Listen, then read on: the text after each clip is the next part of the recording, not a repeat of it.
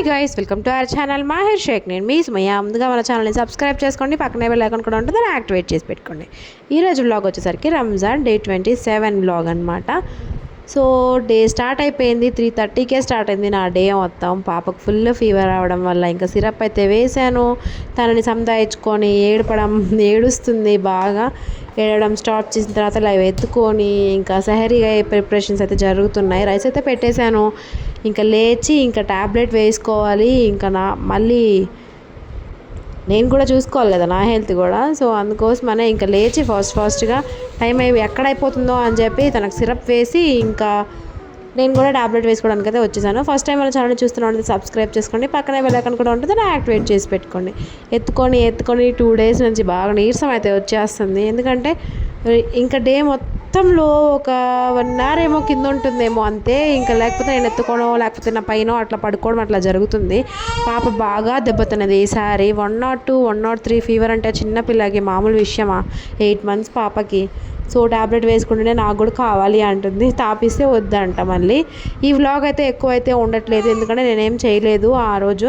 So నేను తహజుద్ నమాజ్ అయితే start చేస్తున్నాను. ఇంకా తనేమో ఒక కంట్లో నుంచి నీళ్లు కారుతున్నాయి ఎందుకో మరి, ఫీవర్ హైగా ఉన్నప్పుడు. తర్వాత నేనైతే తహజుద్ నమాజ్ చదువుకొని ఇట్లా సెహరీ అయితే ప్రిపరేషన్ చేసేసాను. ఆల్రెడీ నైటే కర్రీ చేశాను కాబట్టి ఇంకా ఇబ్బంది లేదు. ఇంకా ఎక్కడ తను మొత్తం కదిలిచ్చి పడేస్తుందో అని చెప్పేసి ఇలా సోఫా మీద సెట్ చేశాను అనమాట సెహరీకి. ఇలా సోఫా మీద కూర్చొని సెహరీ అయితే చేసేసాము. ఇంకా నేను కూడా తింటాను, నాకు కూడా ఒక ప్లేట్ ఇవ్వు మమ్మీ, నేను కూడా తింటా అని చెప్పి వచ్చిందనమాట. కొంతసేపు ఇస్తే ఆడుకుంది. ఇలాగ పాపను ఆడిపించుకుంటూ తర్వాత ఆడుకుంటూ ఉంటే మేము సెహరీ అయితే చేసేసామన్నమాట. ఫస్ట్ ఒకళ్ళం తిని తర్వాత ఇంకొకళ్ళం తిన్నామన్నమాట. టైం అయితే 4:45 అయితే అయిపోయింది. నేను కాఫీ పెట్టుకోవాలి, తాగాలి, లేకపోతే నాకు బీభత్సంగా హెడ్ఏక్ వచ్చేస్తుంది. ఇంకా తను కిచెన్లోకి వచ్చి నాతో పాటు అక్కడే నించొని ఆడుకుంటుంది అనమాట టబ్బు దగ్గర. ఇట్లా సామాన్లన్నీ కింద పడేయడం రోజుకి ఒక 4-5 సార్లు జరుగుతూ ఉంటుంది. తను పడేస్తూ ఉంటుంది, నేను సర్దుకుంటూ ఉంటాను అనమాట. తర్వాత ఇంకా అందరం కలిసి నిద్రపోయామన్నమాట. తర్వాత పాప లేచేసరికి ఆల్మోస్ట్ 9 అట్లా అయింది. నేను ముందే లేచాను, వీడియో క్లిప్ తీయలేదు అంతే, మర్చిపోయాను. తర్వాత పాప లేచేసరికి లేట్ అయిపోయింది. మళ్ళీ ఫుల్గా ఫీవర్ వచ్చేసింది. మళ్ళీ కాలు మీద పడుకోబెట్టుకొని సిరప్ అయితే వేసాను. చాలా కష్టంగా పడుకోబెట్టేసి నేను కూడా ఇంకా తను అస్సలు పడుకోవట్లేదు, నా దగ్గరే ఉంది. ఇంకా 12 అయితే అయింది టైం.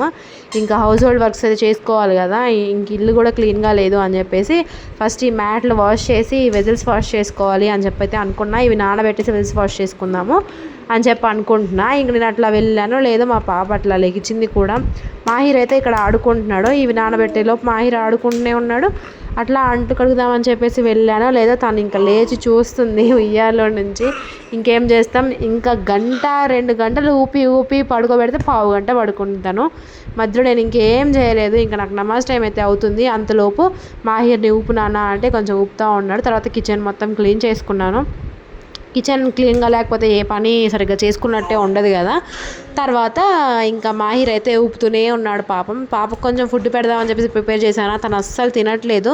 తర్వాత వదిలే అని చెప్పేసి వదిలేశాను. ఇంకంత ఫోర్స్ చేయడం ఎందుకు అని చెప్పేసి డాక్టర్ దగ్గరికి తీసుకెళ్ళాం కదా మొన్న. ఆయన అయితే సిరప్లు ఇచ్చారు.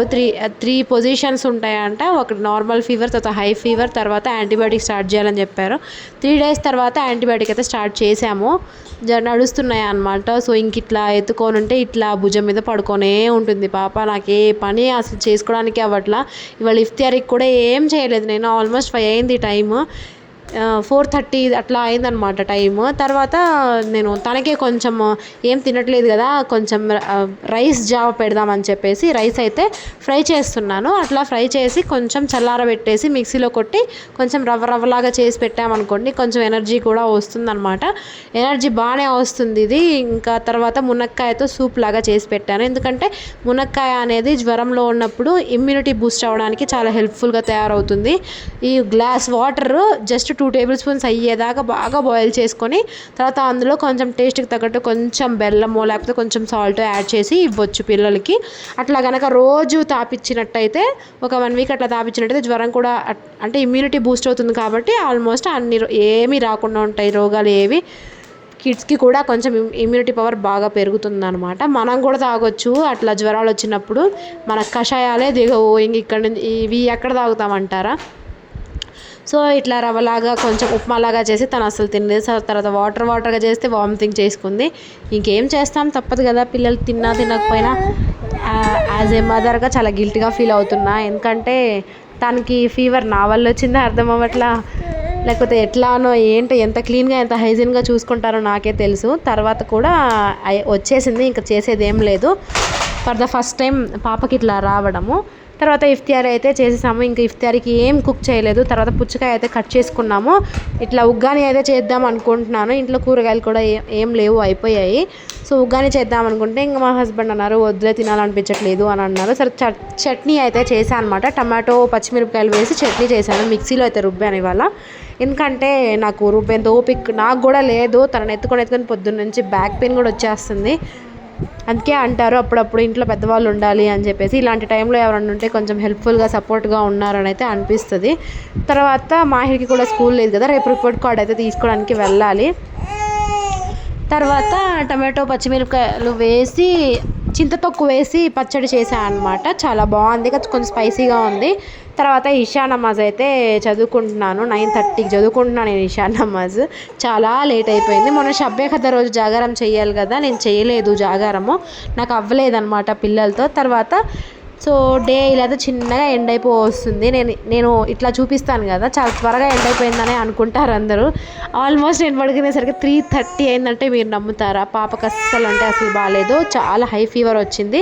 నైట్ వీళ్ళిద్దరు ఇట్లా ఆడుకున్నారా, అట్లా పడుకుందా. అలా పడుకున్న తర్వాత కొంచెం సేపటికి ఫీవర్ వచ్చేసింది. మళ్ళీ సిరప్ వేసాం, మళ్ళీ ఇంకా పడుకోలేదు, ఏడుస్తూనే ఉంది. మళ్ళీ మధ్యలో 12కి ఫీవర్ వస్తే 3 దాకా అస్సలు తగ్గలేదు. ఇలా అయితే మా డే గడిచింది. చాలా సాడ్గా గడుస్తుంది అనమాట. సో మరిన్ని ఇంట్రెస్టింగ్ వీడియోస్ కోసం ఛానల్ని సబ్స్క్రైబ్ చేసుకోండి, లైక్ చేయండి, షేర్ చేయండి, సబ్స్క్రైబ్ చేయండి. Thank you so much for watching. Don't forget to subscribe.